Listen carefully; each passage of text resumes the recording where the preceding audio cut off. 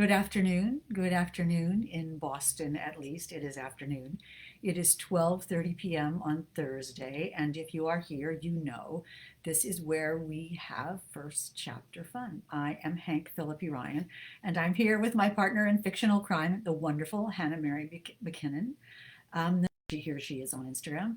To begin, we are beginning today year two of the fabulous First Chapter Fun, where every Tuesday and Thursday at 12:30 p.m. right here on Facebook and right here on Instagram, Hannah Mary McKinnon and I read the first chapter of a wonderful new book, and we are so pleased you are here with us today. I'm live here on Instagram and here on Facebook, and it seems to be working very nicely. Can I see the comments? No, I cannot. So let me do my famous click to the other screen and see if I can see us there and find us there, which is going to take a second of scrolling through all of the amazing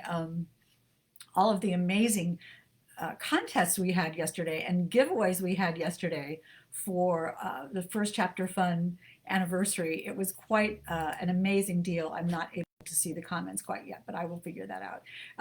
Yesterday, I know that you can't see my feet, but if you could, you would see that they are not touching the ground. They are completely, Hannah and I are still floating from the response of you all and the wonderful authors, more than 50 authors, who agreed to give prizes in celebration of our first anniversary of First Chapter Fun. And as Hannah Mary McKinnon is saying on Instagram, it was a wild and crazy day. It was absolutely unbelievable. We got up at the crack of dawn. I'm now looking for the comments on my other Facebook page so I can see what you all are saying.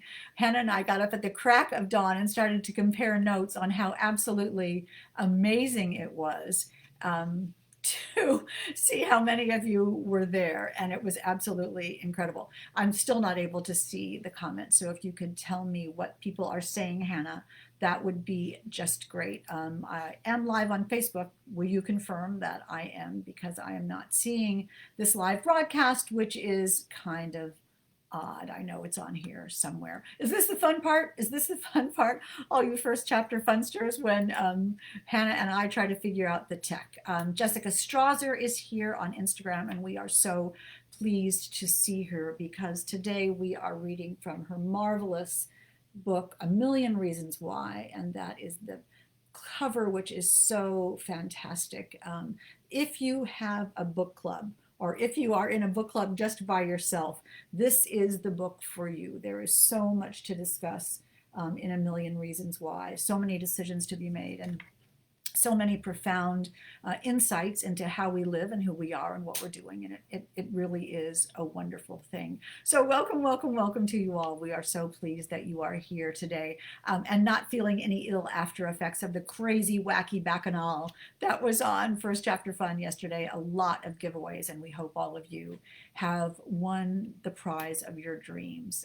And welcome to the second year of First Chapter Fun. Hannah and I are so grateful to all of you for being here. And I'm going to try one more time to see the comments, because I really love reading the comments, and I'm going to go back through these things and look to see, because it seems like you all are having all the fun looking at the comments and I'm not able to see them, and that seems unfair to people like me, but I cannot see them. All right, well, we'll just give up on that and we'll just read you this first chapter. It is, we're so happy that you're here today. This is episode number 143 of First Chapter Fun. If you can imagine, here's Anissa on Instagram and Carol Hill. We are so pleased that you were here today. And Jen Jumba saying, where else would we want to be? And Julie Carrick Dalton, whose wonderful book, Waiting for the Night Song, we read a couple of weeks ago, and that's perfect. I see you all coming here to see us all today, and that is absolutely wonderful. If I could see the comments, I would be so super happy. Anyway, this is where we read the first chapter of a new book every week. This is where we have been for 143 episodes, which is really crazy to think about. And as we were talking yesterday, there are so many wonderful novelists booked for the year coming up. So you don't want to miss a Tuesday or a Thursday. If something goes wacky or on the fritz, you know this, you veterans, and newcomers, you may not know this, and we welcome you with open first chapter fun arms. If anything happens untoward here on Instagram or here on Facebook, we will do it over. It's you, no, it's us, not you. And we will do the chapter properly over. And you also know that everything is archived and kept for you on IGTV here on Instagram and in our videos on Facebook. So you just go to our little media video library on the Facebook page and you can look up any delicious first chapter that you want. It is very nice, just like a box of literary chocolates. You can devour a tiny little sample of all of them. And of course, you know that the goal for Hannah Mary McKinnon and me is to have your TBR piles be toppling. This is World Domination of Reading, and we are here to be your cozy little corner. During the pandemic, we are all getting through this together.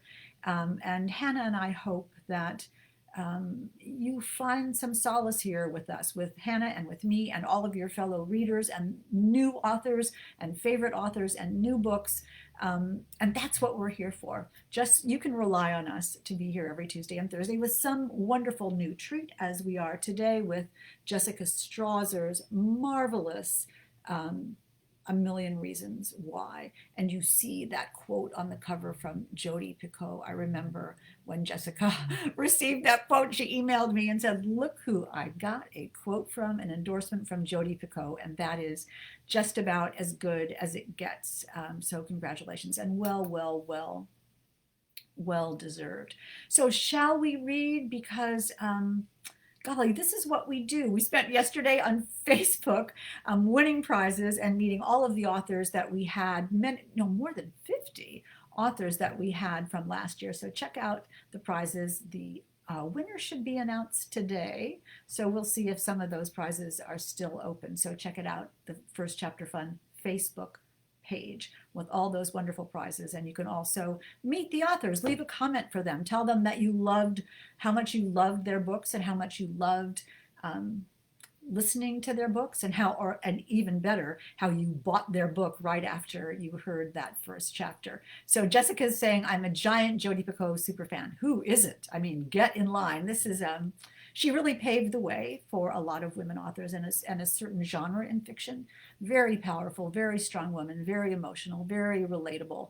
And I think we can all applaud you, Jessica, for getting a pat on the head, a big pat on the head from one of the giants of our industry. So that is great. And congratulations, because A Million Reasons Why comes out next week, March 23rd, from St. Martin. So you, lucky first chapter funsters, are going to be able to hear the first chapter of this before anyone else can read it. And Hannah Mary McKinnon and I are so thrilled to be able to provide that for you. But let me tell you a little bit about Jessica Strawser.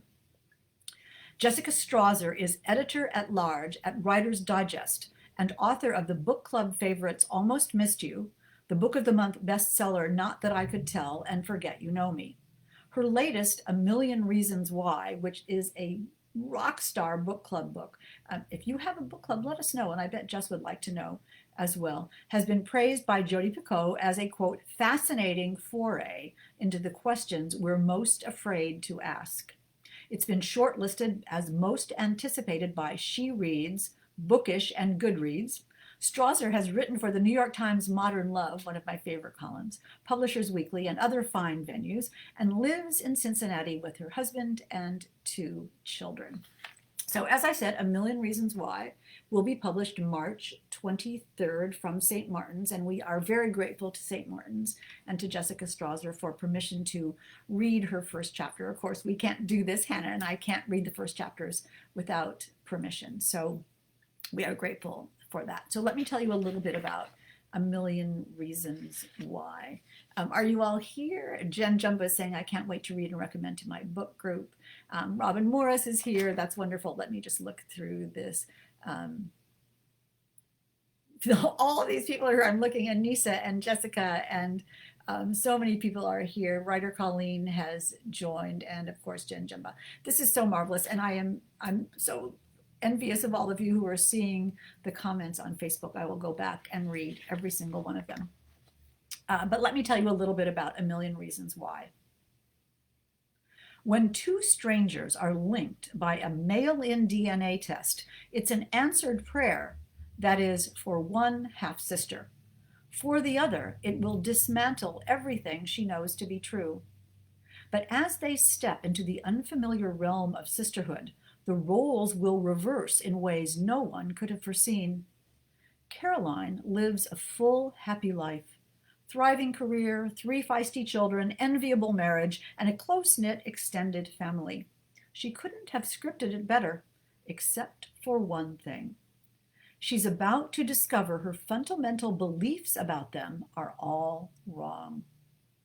Selah lives a life in shades of gray, suffering from irreversible kidney failure. Her marriage crumbled in the wake of her illness.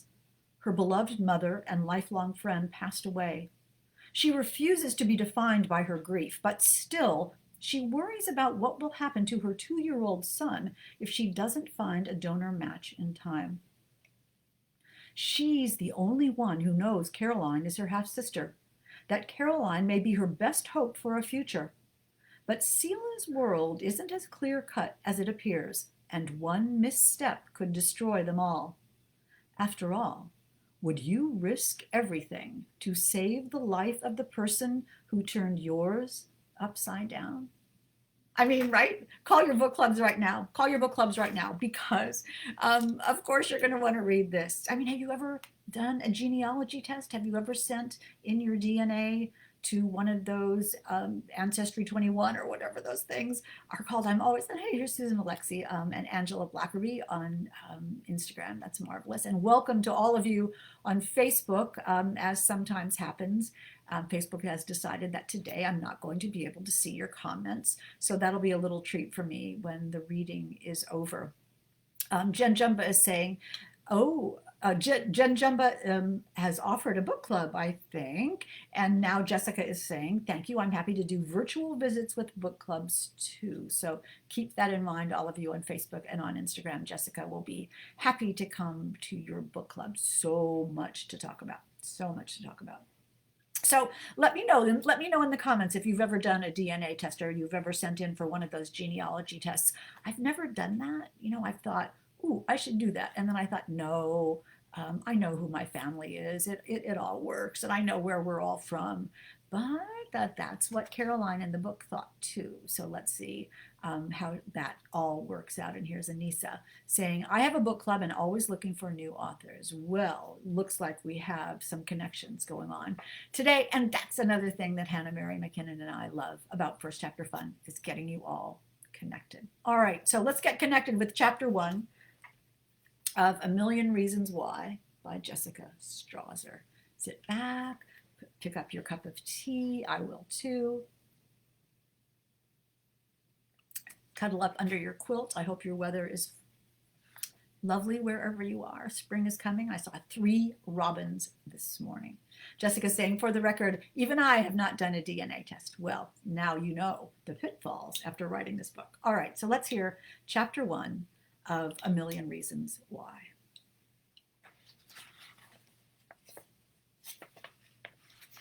Long before Caroline had ever felt compelled to seriously consider the split between nature and nurture, she knew exactly which traits she owed to her dad.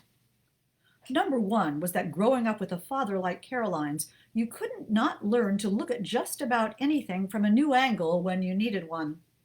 He was a market research analyst who could never quite take his brain off duty, and was perhaps a bit too remiss to disappoint his favorite clients. Thus, when Caroline was down after, for example, getting only 6 out of 10 right on a surprise quiz, he'd say, well, if this were a sporting event, you would have beat the test. The glass half full question was not even debatable in his eyes. Anything 0.5 and above, you round up. Disarming though he was, as an adult, Caroline begrudgingly grew to understand why her mom could be a killjoy in those moments, calling him out for oversimplifying things or excusing poor behavior. But by then, his influence was inherent. Caroline was no math whiz, but she did pride herself on being a quick-thinking and creative problem solver. an instinct that, as an event director and mother of 3 kids in the single-digit age range, she called upon no fewer than a dozen times a day. Besides, he'd taught her a valuable lesson, that data, while itself trustworthy, could always be skewed, and often was. So when she first saw the email from a woman she'd never heard of, claiming Caroline was her half-sister, her mind skipped right over the half and immediately to the sister part, with no half measure of alarm. But then it backed right up to the starting line and dismissed the whole thing as nonsense. She'd been in her office fielding a call from a new staffer who was unsure how to break down that day's trade show. Caroline knew she should have insisted on going along to the conference center, and packing up her laptop bag when the new message popped onto her screen. She had exactly 45 minutes to pick up Owen at preschool, retrieve the girls from her in-laws, run guiltily through the most wholesome drive-thru she could find, and unload them all on the sidelines of Riley's soccer practice. This was the kind of busy she thrived on. There was reassurance in being indispensable at work, in shepherding her children from one well-rounded activity to the next. Already on a roll, she sped right on through the cascade of emotions that trailed the email. With scarcely a passing glance at initial shock, on to doubt, to dispossession. What lingered as she snapped the laptop shut, wished her staffer luck, and ran across the parking lot to the minivan she'd caved and stopped feeling embarrassed by, was annoyance. This was exactly why she never saw the appeal of those mail-in DNA tests the rest of the world had gone gaga over. Seemed like she heard about erratic results as often as sought-after ones. But when Walt applauded his genius at gifting them to the extended family last Christmas, she hadn't rained on his tea time. For one thing, she appreciated his willingness to divide the holiday shopping. Too many of her fellow working mom friends shouldered the whole burden, citing husbandly disinterest or incompetence or procrastination, and thus spent the last 2 months of every year in a frenzy. In the well-oiled system she and Walt had developed, not arguing over stuff like this kept the gears greased. Christmas morning, she'd merely exchanged a knowing side-eye with Dad, then smiled and volunteered to coordinate mailing the kits and creating their logins on the spot. Obviously, it wasn't possible she could have an unidentified sister, half or otherwise. The family compared scorecards as they came and found them unremarkable, though Walt did lament their post-St. Patrick's Day arrival as his side discovered a surprise sliver of Irish ancestry. No one received a bombshell that their older sister was actually their mother, or that they were adopted or had ties to a loathed enemy. And even if they had, what difference would that make? When it came to families linked by marriage, theirs was one of the few she knew that genuinely got along, merging traditions and celebrations, the more happily the merrier.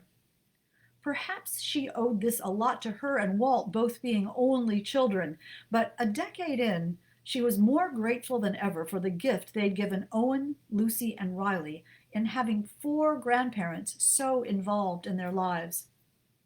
Sure, they squabbled, and Mom in particular could be a little judgmental, but the prevailing feeling was that together they were stronger and could withstand any storm life blew their way. Secrecy was antithetical to who they were. Caroline had seen her parents' results firsthand. Case closed. It irked her as she drove from one pickup to the next that this dot dared vie for space in her already at-capacity brain. She tried to focus on asking the kids about their school days, playing their daily game of each naming a high point and a low one. Owen was proud of his finger-painted art project, but less enamored with that day's yucky noodle lunch. Lucy had befriended a new girl in kindergarten and, true to mediating middle child form, could not think of a single bad thing to report. Riley had scored a goal at recess but was annoyed to have homework. In short, everything was perfectly ordinary in their little worlds. Everything except Caroline. An hour later, in her folding chair on the sideline, as Riley ran after her teammates and Owen and Lucy divided the fries and apple slices from their kids' meals, and Caroline choked down a rubbery dish purporting to be salad, she pulled out her phone and read the email again, more carefully. The woman's name was Selah, and she was the same age as Caroline, their birthdays a couple of short months apart, 35 years ago.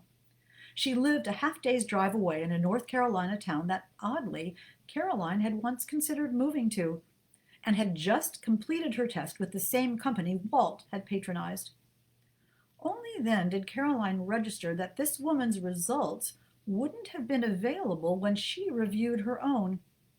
But if the database had flagged them as such a close genetic match, wouldn't she have been notified? This had to be some technical or clerical error. If she waited to respond, maybe it would resolve itself.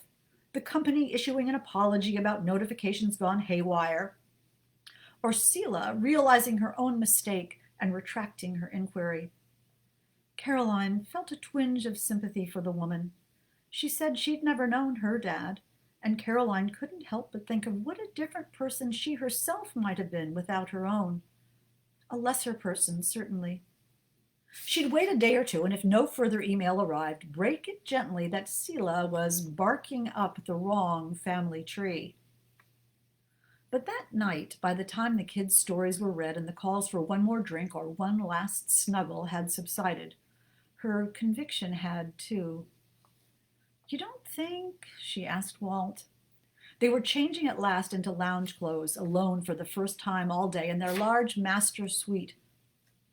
His and her walk-ins, jetted soaking tub, reading nook, the one upgraded indulgence in their otherwise middle-of-the-road suburban home. Walt insisted that after having 3 kids in 5 years, they'd earned it, and though she'd have saved the funds if left to her own devices, she was glad.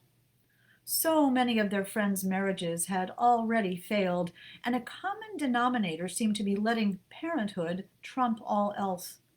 Walt kept the room immaculate, a sanctuary, and feeling as if she belonged here was enough to remind her that she was more than just an especially resourceful woman at commanding chaos, even if she secretly did like being known in their playgroup as MacGyver Mom.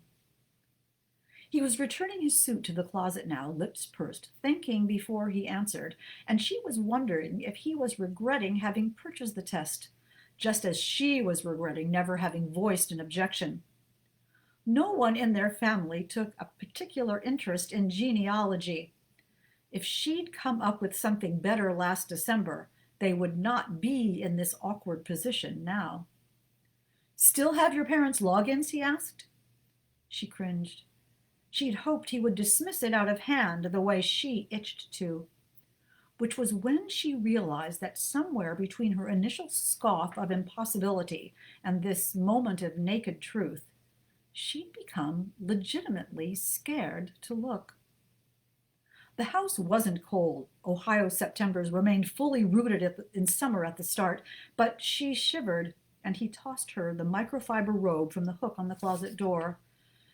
"I guess if they haven't changed their passwords, I don't even know if mine still works." "One way to find out." "It still feels a little—" "Wine. I'll pour us wine." By the time they'd arranged themselves side by side, cabernet by cabernet, at the built-in desk that divided the kitchen from the family room, Caroline just wanted to get it over with, to laugh at how easily a misdirected email had thrown her off, and feel a welcome stab of guilt over doubting her parents for even a second. She peppered Walt with questions about his day as she located her browser's bookmark for the provider's website and keyed in a handful of her go-to passwords before hitting on the right one. Walt was midway through a not distracting enough story about his boss's allergic reaction to their banquet lunch when she caught sight of a red star indicating "new match" from the relative finder. Walt fell silent mid-word. She met his eyes for a nervous instant before clicking on the alert, checking box after "are you sure" box, agreeing that yes, she did want to see the result, though in truth she did not, and then holding her breath while an icon spun on the screen, working away. Then it was gone, and in its place appeared a name with an italicized tag highlighting the connection. Selah Bell, half-sibling. Click here, Walt said before she could process what she was seeing. He pointed at a prompt to see what other relatives you have in common. Robotically, she obeyed. And that's all you get.